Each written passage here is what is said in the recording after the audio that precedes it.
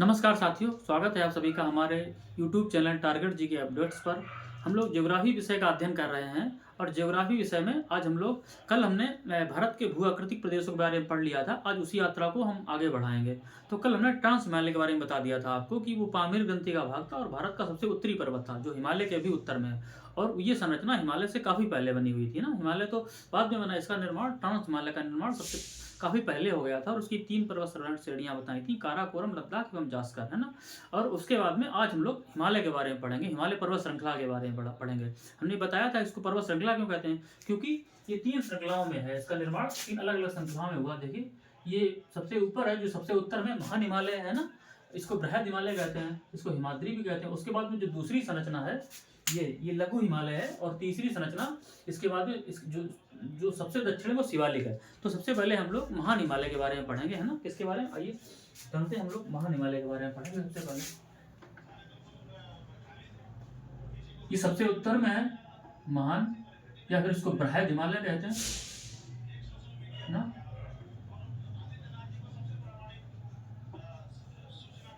और इसको इंग्लिश में ग्रेट हिमालय कहते हैं ना। इसको हिमाद्री भी कहा जाता है। क्या कहा जाता है इसको? हिमाद्री। क्यों? क्योंकि हमेशा बर्फ से ढका रहता है ना। हमने बताया कि महान हिमालय का निर्माण सबसे पहले हुआ तीनों पर्वत श्रृंखलाओं में सबसे पहले निर्माण महान हिमालय के हुआ। और इसके अलग अलग नाम है, जैसे ग्रेट हिमालय कहते हैं, है ना, बृहद हिमालय कहते हैं और इसको महान हिमालय कहते हैं ना, और हिमाद्री कहते हैं क्योंकि ये वर्ष भर बर्फ से ढका रहता है। अब इसका निर्माण कैसे हुआ थोड़ा संक्षेप में जान लेते हैं, उसके बाद में हम थोड़ा आपको इसकी डिटेल और पढ़ाएंगे। देखिए, हिमालय का हमने बताया अवस्थिति इसकी यहाँ पर है ना, उत्तर भारत में जम्मू कश्मीर से लेके उसके बाद में उत्तराखंड होते हुए नेपाल में और फिर अरुणाचल प्रदेश तक जाता है ना। तो ये थोड़ा संक्षेप में जानिए। देखिए, पृथ्वी के नीचे बहुत सारी प्लेटें हैं ना, प्लेटों पर तैर रही है। तो एक जो बड़ी प्लेट है, पृथ्वी पर 7 बड़ी प्लेटें हैं। 2 बड़ी प्लेटों की चर्चा करेंगे हम। एक है, यह है इंडो ऑस्ट्रेलियन प्लेट। कौन सी? Indo Australian plate.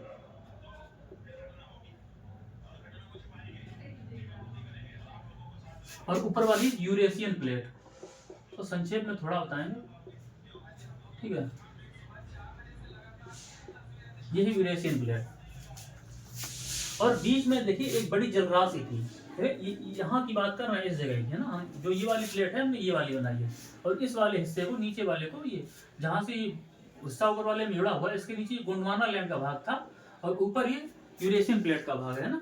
तो ये वाला हिस्सा इंडो ऑस्ट्रेलियन प्लेट है और बीच में हमने बताया यूरेशियन प्लेट एवं इंडो ऑस्ट्रेलियन प्लेट के बीच में एक जलराशि थी, एक बड़ी सी, है ना। ये इसको टेथिस सागर कहते हैं। क्या था? टेथिस सागर कहते हैं, टेथिस सागर, ठीक है। ये एक सामान्य बात मैंने बताई कि नीचे इंडो ऑस्ट्रेलियन प्लेट है, ऊपर यूरेशियन प्लेट है और बीच में टेथिस सागर था। देखिए, होता क्या है कि ये जो इंडो ऑस्ट्रेलियन प्लेट है, जो ये गोंडवाना लैंड वाला भाग है, ये लगातार उत्तर पूर्व की तरफ प्रवाहित हो रहा, आज भी प्रवाहित हो रहा। यही कारण है कि हिमालय का विस्तार आज भी हो रहा, उसकी लंबाई बढ़ रही है। तो जब ये प्लेट उत्तर पूर्व की तरफ प्रवाहित हो रही, यूरेशियन प्लेट दक्षिण की तरफ आ रही है, तो अब ये सी बात है, दोनों में टक्कर होगी, है ना। और फिर इनका यहाँ पर अभिसरण क्षेत्र है नेपाल के पास में। तो ये दोनों की टक्कर हुई, भयानक टक्कर हुई इन दोनों की, है ना। तो जब टक्कर हुई, किसी चीज की टक्कर होती है, तो दोनों प्लेटें आपस में टकराई और यहाँ पर फोल्ड हो गया, है ना, बलन पड़ गया। बलन क्या चीज होती है? देखिए, मान लो कोई ये चीज ऐसी टकराई दोनों और फिर इस तरीके से, है ना, तो ऊपर वाला बीच वाला हिस्सा उठ गया, टेथिस सागर जो उठा। इसी टेथिस सागर, इसके अवसादों से हिमालय पर्वत का निर्माण हुआ, है ना। अवसाद से देखिए, ये वलन पड़े कई सारे, ये है ना, ये सब इसी का टेथिस सागर का भाग है। ये महान हिमालय बना, ये लघु मध्य हिमालय बना, ये शिवालिक बना, है ना, ठीक है। तो हमने बस एक संक्षेप में आपको बताया कि यूरेशियन प्लेट और इंडो ऑस्ट्रेलियन के प्लेट से टक्कर हुई, जो बीच में टेथिस सागर था, इसमें वलन पड़ा और वलन पड़ने के फलस्वरूप हिमालय पर्वत का निर्माण हुआ, ठीक है। तो बस हमने आपको संक्षेप, और ये जो ये बताया था कोबर का भूसन्निधि सिद्धांत था, ठीक है ना। तो हमने आपको ये बता दिया। तो अब हिमालय के बारे में जानते हैं। तो हमने बताया कि हिमालय को महान हिमालय, बृहद हिमालय, ग्रेट हिमालय और हिमाद्री कहते हैं। देखिए, इसकी लंबाई पूरब से पश्चिम इसकी लंबाई पश्चिम से पूर्व इसकी लंबाई लगभग 2500 किलोमीटर है ना। कहाँ से इसका विस्तार? पूर्व में यहाँ पर ये अरुणाचल प्रदेश में नामचा बरवा पर्वत है, और यहाँ पर पश्चिम में पाकिस्तान के बाल्टिस्तान प्रांत में नंगा पर्वत है। तो पश्चिम में नंगा पर्वत, इसकी हिमालय की सीमा जो बनाता है नंगा पर्वत से नामचा बरवा तक, है ना, नामचा बरवा। ठीक है, हमने बताया कि महान हिमालय का विस्तार पश्चिम से पूर्व में है। ठीक है, और हमने और बताया कि नंगा पर्वत पश्चिम में इसके सबसे जो सीमा बनाता है नंगा पर्वत, और पूर्व में नामचा बरवा है। इसकी जो एवरेज हाइट है हिमालय की वो लगभग 6000 मीटर है ना, औसत ऊंचाई। हिमालय की औसत ऊंचाई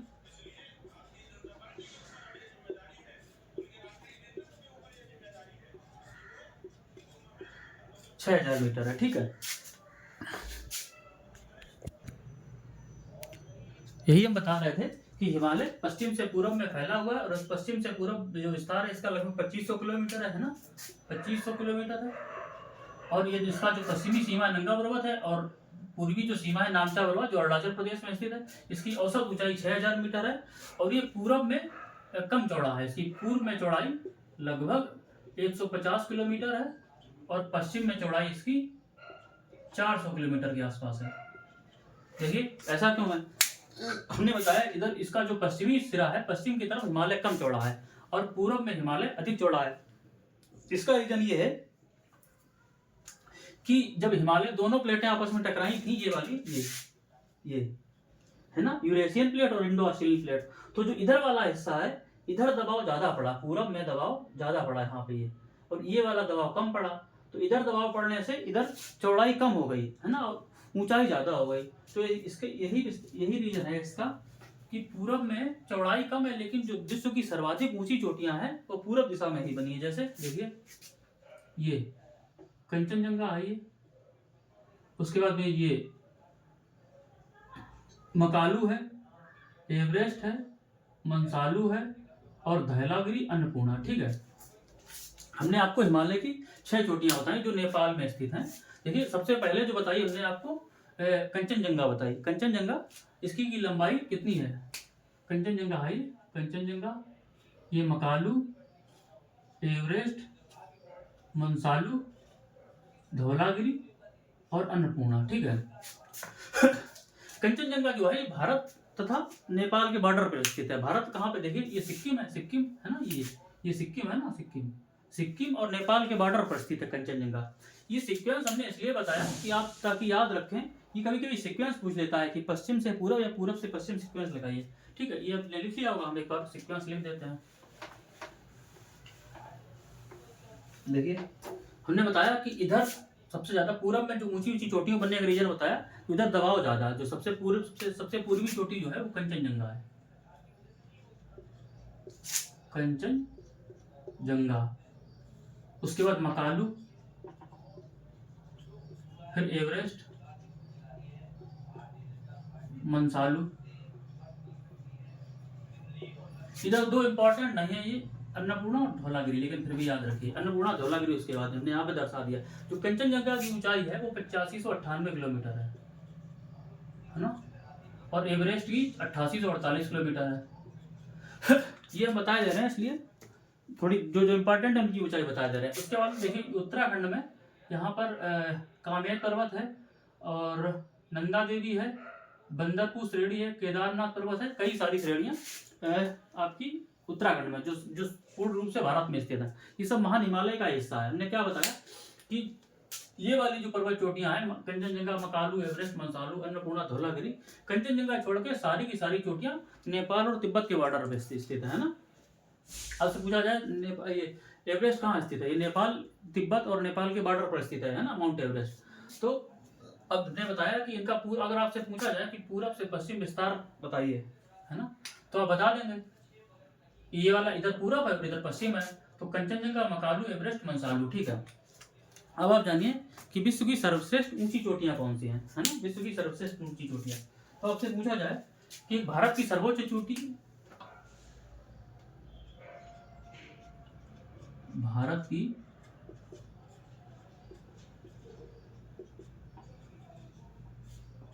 सर्वोच्च चोटी विश्व की या हिमालय की सर्वोच्च चोटी?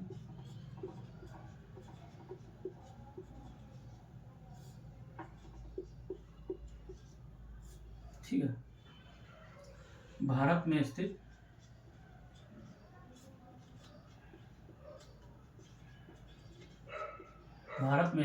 हिमालय की सर्वोच्च चोटी है ना। तो देखिए थोड़ा सा शब्दों का अंतर है लेकिन सबके आंसर अलग अलग हैं। हमने बताया था कि भारत की सर्वोच्च ऊंची चोटी K2 है। K2 इसी को गार्डविन स्टोन कहते हैं ना। क्या कहते हैं? Godwin stone. K2 की स्थिति बताई थी हमने काराकोरम दर्रे पर। ये है ना, ये K2 है। ठीक है, और विश्व या हिमालय की सर्वोच्च चोटी ये दोनों एक ही हैं, एवरेस्ट, माउंट एवरेस्ट। ठीक है ना।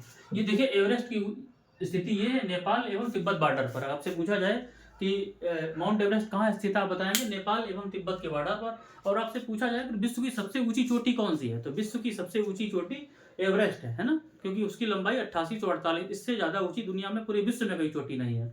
और ये हिमालय की सर्वोच्च ऊंची चोटी भी। आपसे अगर एशिया पूछा जाए, कुछ भी पूछा जाए, तो सबसे ऊंची चोटी है ना। आपसे भारत का अगर पूछा जाए तो आप दूसरा आंसर देंगे। अब विश्व एवं हिमालय दोनों ही ऑप्शन में एवरेस्ट ही आंसर होगा। ठीक है, आपसे चाहे पूछा जाए विश्व की या हिमालय की। उसके बाद अगर आपसे पूछे कि भारत में स्थित हिमालय की सर्वोच्च चोटी कौन सी है, देखिए एवरेस्ट भारत में स्थित है नहीं, एवरेस्ट नेपाल में स्थित है। तो अगर आपसे पूछे जो भारत में स्थित कौन सी चोटी है जो हिमालय की भारत में स्थित है, वो सबसे ऊंची है, तो हमने बताया था कि कंचनजंगा जो है ये भारत एवं नेपाल के बॉर्डर पर स्थित है ना। सिक्किम एवं नेपाल के बॉर्डर पर स्थित है, और सिक्किम भारत का ही तो हिस्सा। तो कंचनजंगा, कंचनजंगा। ठीक है, या फिर इसकी ऊंचाई हमने बताई थी, इसकी ऊंचाई थी 8598 किलोमीटर। ठीक है, और इसकी बताई थी एवरेस्ट की 8848 किलोमीटर, या फिर 8850 कहीं मिले। ये बताई थी 8598, माउंट एवरेस्ट की बताई थी 8848, और K2 की बताई थी 8611। ठीक है, सब किलोमीटर है। ठीक है, देख लीजिए K2 की 8611 किलोमीटर। भारत की सर्वोच्च चोटी K2 है। विश्व की या हिमालय की सर्वोच्च चोटी माउंट एवरेस्ट है, और भारत में स्थित हिमालय की सर्वोच्च चोटी कंचनजंगा है। एक और सवाल, अगर आपसे पूछे कि हिमालय की दूसरी सर्वोच्च चोटी कौन सी है, या फिर विश्व की दूसरी सर्वोच्च चोटी कौन सी है, तो आप कंचनजंगा बताएंगे, है ना। भाई एवरेस्ट के बाद सबसे ज्यादा ऊंचाई वाली चोटी कंचनजंगा ही तो है। तो पूछे अगर विश्व की दूसरी सर्वाधिक ऊंची चोटी, तो फिर कंचनजंगा है। ठीक है, तो ये हमने आपको हिमालय की सर्वोच्च चोटियों के बारे में बता दिया। अब इनको हिमालय को भी अलग अलग जगह अलग अलग नाम से जानते हैं। जैसे भारत में इसे हिमालय कहते हैं, बृहद हिमालय कहते हैं, महान हिमालय कहते हैं। ठीक है, नेपाल में इसको सागर माथा कहते हैं। क्या कहते हैं? नेपाल में हिमालय को सागर माथा कहते हैं, और तिब्बत में इसे चोमोलुंगा कहते हैं।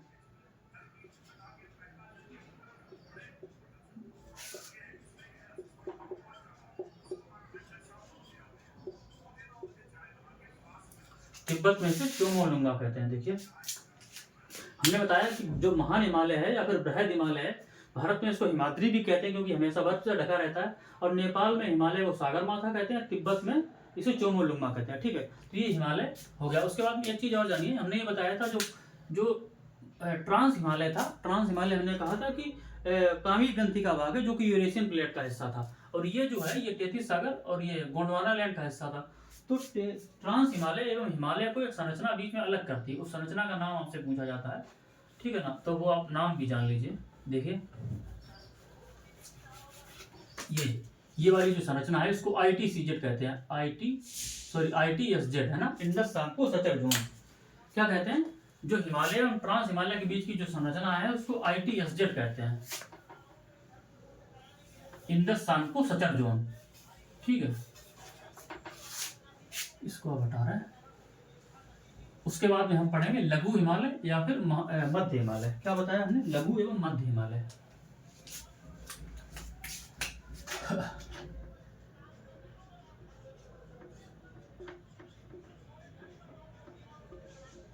इसी को लघु हिमालय भी कहते हैं। ठीक है, लघु हिमालय भी इसी कहते हैं।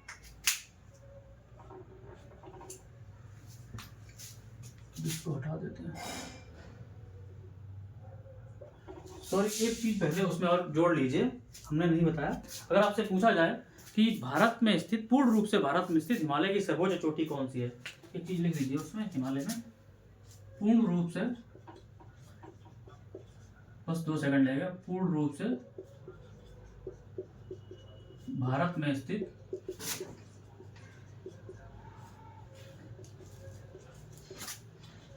हिमालय की सर्वोच्च चोटी है ना, वो आपने बताया था कि भारत में स्थित, और चूंकि जो कंचनजंगा है वो भारत में अकेले स्थित नहीं है, भारत प्लस नेपाल में स्थित है ना, सिक्किम नेपाल के बॉर्डर पर है। तो ये क्वेश्चन अलग है कि पूर्ण रूप से मतलब पूरी तरीके से हिमालय में ही, हिमालय की हो, पूरी तरीके से भारत में ही स्थित हो। तो देखिए ये चोटी है नंदा देवी, उत्तराखंड में स्थित है। यहाँ पर हमने जो लिखा था नंदा देवी, नंदा देवी, इसकी ऊंचाई है 7817 किलोमीटर। ठीक है, पूर्ण रूप से भारत में स्थित, हमने इससे पहले बताया था भारत में स्थित, वो भारत एवं नेपाल, भारत में भी है। ठीक है ना, ये पूर्ण रूप से भारत में स्थित हिमालय की सर्वोच्च चोटी नंदा देवी, जिसकी ऊंचाई 7817 किलोमीटर है। ठीक है, और हम पुनः वहीं वापस आते हैं मध्य एवं लघु हिमालय पर। ठीक है, मध्य एवं लघु हिमालय पर।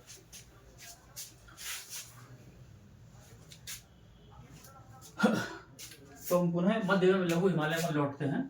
तो इसका देखिए विस्तार जो हुआ है मध्य लघु हिमालय का, ये हिमालय के दक्षिण में, महान हिमालय के दक्षिण में हुआ है ना, ये इस तरीके से महान हिमालय के दक्षिण में।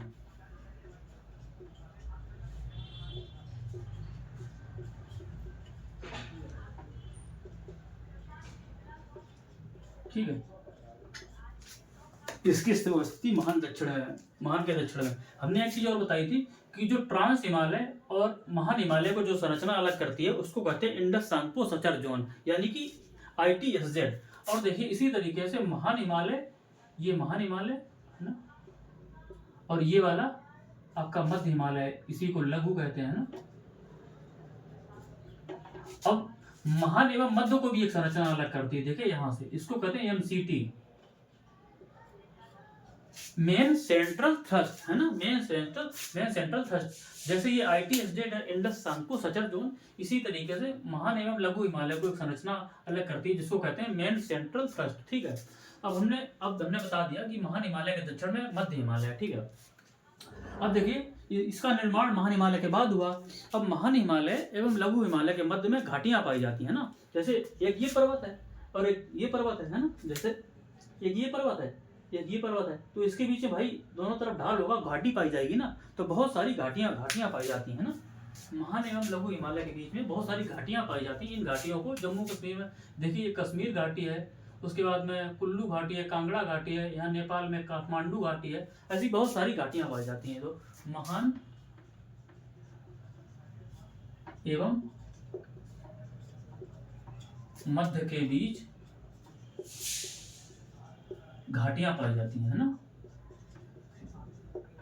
और दूसरी संरचना क्या पाई जाती है ना, घाटियां पाई जाती हैं, जैसे कश्मीर घाटी, कांगड़ा घाटी, कुल्लू घाटी और काठमांडू घाटी। ठीक है, उसके बाद में महान एवं इन्हीं के बीच में घास के मैदान पाए जाते हैं ना, घास के मैदान, तो उनको घास के मैदान भी पाए जाते हैं, घाटियां एवं घास के मैदान पाए जाते हैं, घास के मैदान पाए जाते हैं। तो इन घास के मैदानों को कश्मीर में सोनमर्ग एवं गुलमर्ग कहते हैं, सोनमर्ग एवं गुलमर्ग कहते हैं कश्मीर में, है ना। और उत्तराखंड में बुग्याल एवं पयाल कहते हैं, बुग्याल एवं पयाल। ठीक है, ये उत्तराखंड में, ये जम्मू कश्मीर में। हमने बताया महान एवं लघु हिमालय के मध्य में घाटियां पाई जाती हैं, जैसे कश्मीर घाटी है ना, कश्मीर घाटी और काठमांडू घाटी, नेपाल घाटी, ये सारी। उसके बाद में घास के जो मैदान पाए जाते हैं उन्हें जम्मू कश्मीर में जम्मू कश्मीर में सोनमर्ग और गुलमर्ग कहते हैं, और उत्तराखंड में बुग्याल एवं पयाल कहते हैं। ठीक है, उसके बाद में कश्मीर में आपने सुना होगा केसर की खेती के लिए प्रसिद्ध है ना, केसर की खेती के लिए। ऐसा क्यों है, क्यों मतलब कश्मीर में केसर की खेती होती है? देखिए यहाँ पर जो बर्फ के निक्षेप होते हैं ना, बर्फ के निक्षेप से उससे एक संरचना निर्मित होती है जिसे करेवा कहते हैं। क्या कहते हैं? बर्फ के निक्षेप से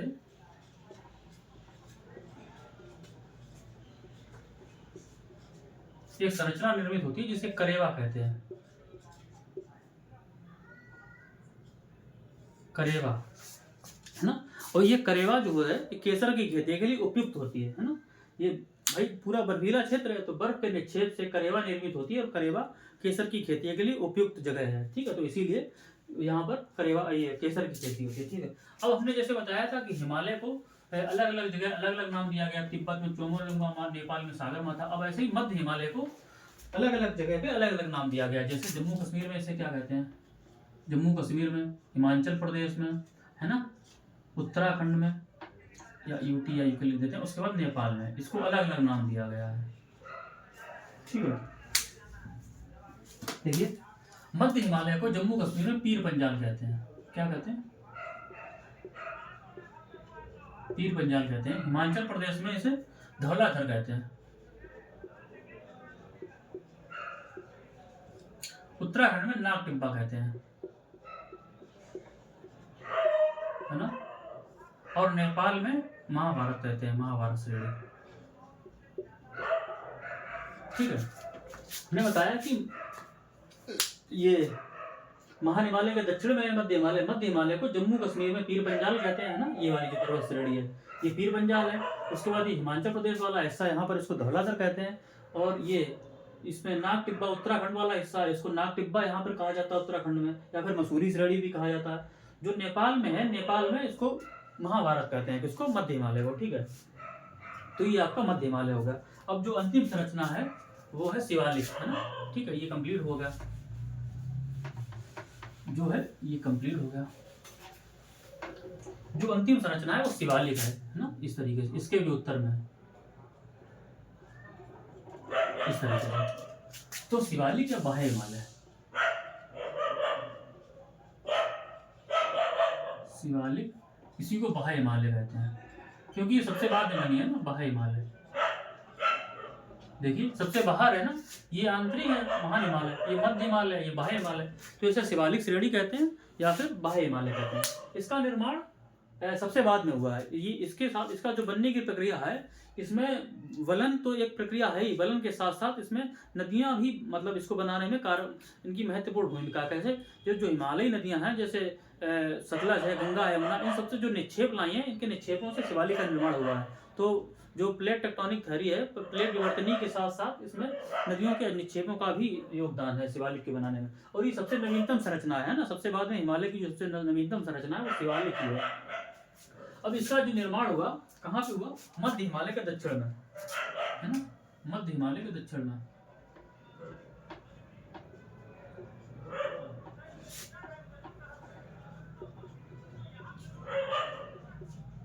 ठीक है, मध्य हिमालय के दक्षिण में। देखिए सबसे पहले महान हिमालय, फिर मध्य हिमालय, फिर ये आपका शिवालिक हिमालय, ठीक है। अब एक चीज हो, हमने दो चीजें बताई थी कि ट्रांस हिमालय और महान हिमालय के बीच में ITSZ है, इंडस सांको सचर जोन है, और महान एवं लघु हिमालय के बीच MCT है, मेन सेंट्रल थ्रस्ट है। इसी तरीके से महान हिमालय, ये देखिए महान हिमालय और शिवालिक के बीच में MBF है, मेन बाउंड्री फॉल्ट, ठीक है, MBF है। इस तरीके से देखिए ये माना ट्रांस हिमालय है, तो ये वाली संरचना फिर ITSZ है, ठीक है ना। उसके बाद में महान हिमालय है, तो ये MCT है, मेन सेंट्रल थ्रस्ट। उसके बाद में लघु हिमालय है जो कि महान है। उसके बाद MBF है, मेन बाउंड्री फॉल्ट, और फिर शिवालिक है। हालांकि शिवालिक के दक्षिण में भी एक संरचना है जो उत्तरी मैदान से अलग करती है, HFF है ना, ये HFF है, हिमालयन फ्रंटल फॉल्ट, ठीक है। तो हमने ये बता दिया कि जो शिवालिक है सबसे दक्षिण में हिमालय की संरचना और सबसे बाद में निर्मित संरचना है कौन सी? शिवालिक या बाह्य हिमालय, ठीक है। और जो हिमालय को उत्तरी मैदान से अलग करती है, सॉरी, जो शिवालिक को उत्तरी मैदान से अलग करती है करने वाली जो संरचना है, देखिए यहाँ पर ये वाली, ये यहाँ से ये उत्तरी मैदान है, ये यहाँ पर HFF है, हिमालयन फ्रंटल फॉल्ट है ना, हिमालयन फ्रंटल फॉल्ट ये लिख दिया हमने। ट्रांस हिमालय, इंडस सांको सचर जोन, महान Himalaya, MCT main central thrust, लघु या मध्य हिमालय MDF, शिवालिक, फिर HFF हिमालयन फ्रंटल फ्लैट। उसके बाद में उत्तरी मैदान आ जाता है, जो जिसका निर्माण गंगा और यमुना द्वारा किया गया और नदियों द्वारा, हिमालयी नदियों द्वारा किया गया। मतलब भाबर तराई डेल्टा ये सब मतलब है ना, बांगर खांदर ये वाला क्षेत्र आ जाता है। अब देखिए मध्य हिमालय एवं शिवालिक के बीच में कुछ पर्यटक स्थल पाए जाते हैं, जैसे वहाँ नैनीताल है उत्तराखंड में, चक्राता है, रानीखेत है ना, और इसी तरीके से वहाँ शिमला है हिमाचल प्रदेश में, ठीक है, दार्जिलिंग है पश्चिम बंगाल में। तो ये कई सारे पर्यटक क्षेत्र पाए जाते हैं, तो ये आपको थोड़ी चीजें याद रखनी है, ठीक है। अब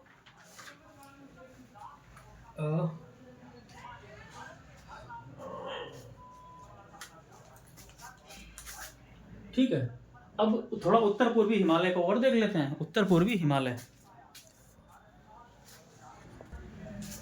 या फिर आज के लिए इतना ही रहने देते हैं, क्योंकि आज वीडियो फिर ज़्यादा लंबा हो जाएगा। हमने बताया कि हमने देख लिया है महान हिमालय के बारे में, जो सबसे उत्तरी संरचना थी, उसके बाद में मध्य हिमालय और उसके बाद में शिवालिक या बाह्य हिमालय, ठीक है। 3 संरचनाओं के बारे में हमने जान लिया। कल हम उत्तर पूर्वी हिमालय पढ़ेंगे, उसके बाद में गंगा और यमुना का मैदान पढ़ेंगे, ठीक है। उसके आगे फिर आगे शुरू करेंगे।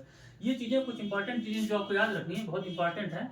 ITSJ इसे इंडस सांको सचर जोन कहते हैं, ये मेन सेंट्रल थ्रस्ट है ना, हमने लिख दिया। देखिए ट्रांस के बाद में महान से पहले ITSJ, MCT, MDF, HFF, चारों संरचनाएं आपको याद रखनी है। पूछा गया है कि इन पर्वत श्रृंखलाओं को कौन सी संरचना अलग करती है, तो आपको ये बताना है, ठीक है। तो आज के लिए इतना ही काफी रखते हैं। कल दूसरा टॉपिक उत्तर पूर्वी हिमालय पढ़ेंगे और गंगा यमुना का मैदान पढ़ेंगे, ठीक है। चलिए आज के लिए फिर थैंक यू, शुक्रिया। और आप वीडियो को लाइक कर दीजिए, हमारे चैनल को सब्सक्राइब करते रहिए, और जो अच्छा लगे कमेंट करते रहिए, कुछ अच्छा ना लगे वो भी बताते रहिए, ठीक है। उसे हम पॉजिटिव फीडबैक के रूप में लेंगे।